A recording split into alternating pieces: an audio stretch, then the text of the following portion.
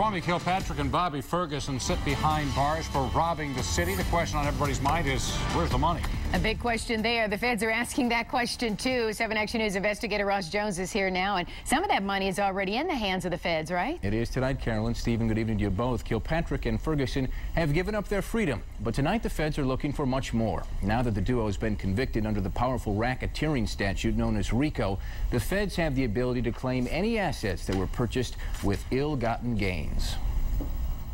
They have a team of forfeiture analysts, contract people, attorneys, and FBI special agents. That's all they do. That's their job, is to focus on finding the assets in these cases. And the feds wasted no time. Today, Bobby Ferguson agreed to give up a laundry list of assets, a slew of Caterpillar trucks, excavators, and loaders, more than $460,000 in cashier's checks and bank accounts, a home in Detroit, and a riverfront suite downtown.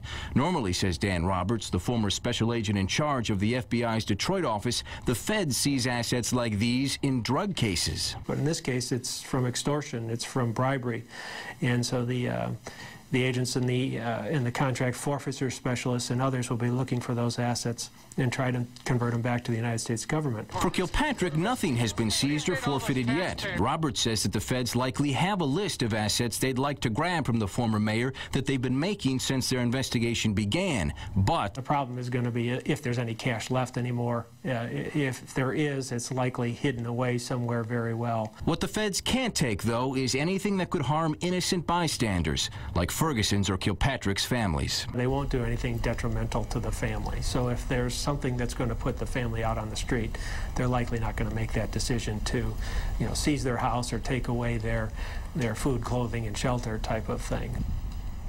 Of course, in addition to today's forfeiture, Ferguson still has to worry about his other federal case. It's being retried after last summer's hung jury, so the feds not finished with him yet.